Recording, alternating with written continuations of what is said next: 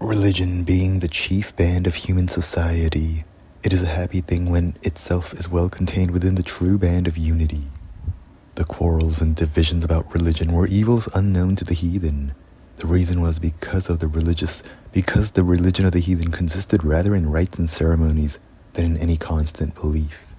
For you may imagine what kind of faith theirs was, when the chief doctors and fathers of their church were the poets.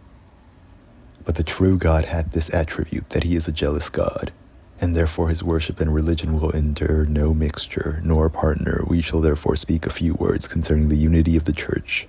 What are the fruits thereof, what the bounds, and what the means? The fruits of unity next on to the well-pleasing of God, which is all in all, are two, the one toward them that are without the church, the other toward them that are within. For the former, it is certain that heresies and schisms are of all others the greatest scandals, yea, more than corruption of manners.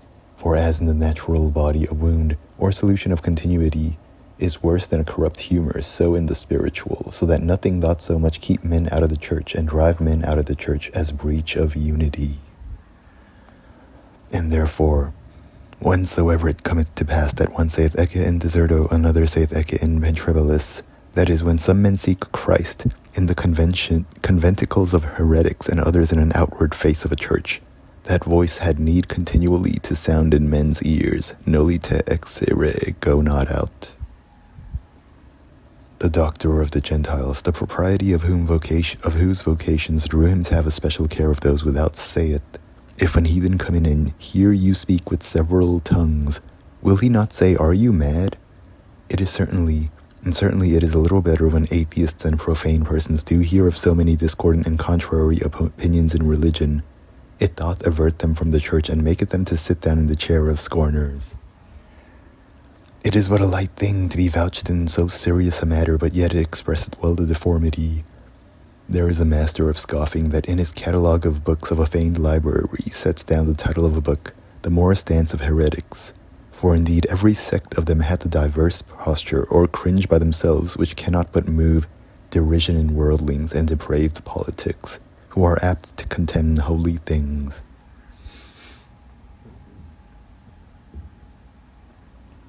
As for the fruits, towards those that are within it is peace, which containeth infinite blessings. It established faith. It kindleth charity. The outward peace of the church distilleth into peace of conscience, and it turneth the labors of writing and reading of controversies into treaties of mortification and devotion. Concerning the bounds of unity, the true placing of them importeth exceedingly. There appear to be two extremes. For to certain zealants, all speech of pacification is odious. Is it peace, Zehu? What hast thou to do with peace? Turn thee behind me. Peace is not the matter, but following and party. Contrariwise, certain Laodiceans and lukewarm persons think they may accommodate points of religion by middle way, and taking part of both, and witty reconcilements, as they would make an arbitration between God and man. Both of these extremes are to be avoided, which will be done if the League of Christians, penned by our Saviour himself, were in 2 cross clauses thereof soundly and plainly expounded. He that is not with us is against us, and again, he that is not against us is with us.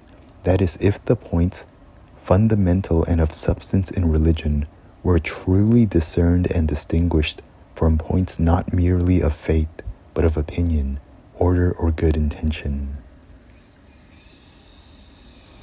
This is a thing may seem to many a matter trivial and done already, but if it were done less partially, it would be embraced more generally. Of this I may give only this advice. According to my small model, men ought to take heed of rending God's church by 2 kinds of controversies. The one is, when the matter of the point controverted is too light and small, not worth the heat and strife, kindled only by contradiction, for as it is noted by one of the fathers, Christ's coat indeed had no seam, but the church's vesture was of diverse colors.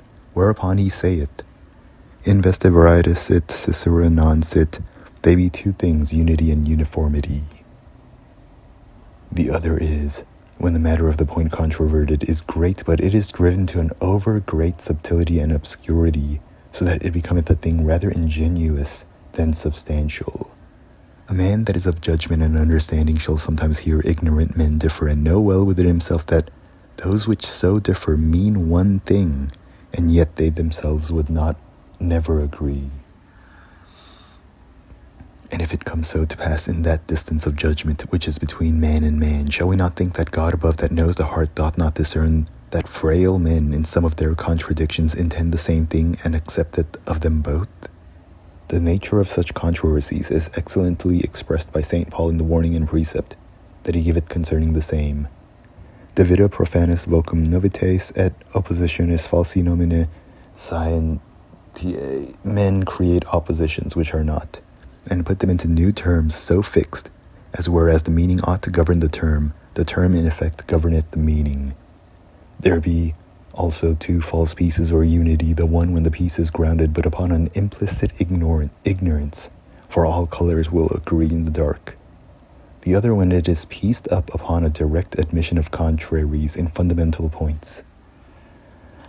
For truth and falsehood in such things are like the iron and clay. In the toes of Nebuchadnezzar's image they may cleave, but they will not incorporate.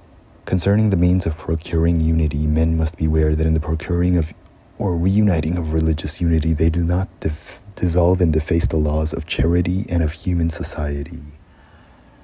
There be two swords against Christians, the spiritual and temporal, for both have their due office and place in the maintenance of religion, but we may not take up the third sword, which is Mahomet's sword, or the like unto it, which is to propagate religion by wars or by sanguinary persecutions to force consciences, except it be in cases of overt scandal, blasphemy, or intermixture of practice against the state, much less to nourish seditions, to authorize conspiracies and rebellions, and to put the sword into people's hand and the like, tending to subversions of government, which is the ordinance of God. For this is but to dash the first table against the second, and so consider men as Christians, as we forget that they are men. Lucretius the poet, when he beheld the act of Agamemnon, that could endure the sacrificing of his own daughter, exclaimed, Tantum religio potuit suader malorum. What would he have said if he had known of the massacre in France or the powder treason of England? He would have been 7 times more epicure and atheist than he was. As the temporal sword is to be drawn with great circumspection in cases of religion, so it is a thing monstrous to put it into the hands of common people. Let that be left unto Anabaptists and other furies. It is great blasphemy when the devil said, I will ascend and be like the highest, but it is greater blasphemy to personate God and bring him in saying, I will descend and be like the prince of darkness. And what is it better to make the cause of religion to descend to the cruel and execrable actions of murdering princes, butchery of people, and subversion of states and governments? Surely this is to bring down the Holy Ghost instead of the likeness of a dove in the shape of a vulture or raven, and set out of the bark of Christian church, a flag of bark and pirates and assassins. Therefore it is most necessary that the church by doctrine and decree, princes by their sword, and all learnings both Christians and moral, as by their mercury rod, do damn and send to hell forever those facts and opinions tending to the support of the same that hath been already done in part. Surely in councils concerning religion that counsel of the apostle would be prefixed, Ira hominis non implement justimen Dei. And it was a notable observation of a wise father, and no less ingenuously confessed, that those which held and persuaded pressure of consciences were commonly interested therein themselves for their own ends.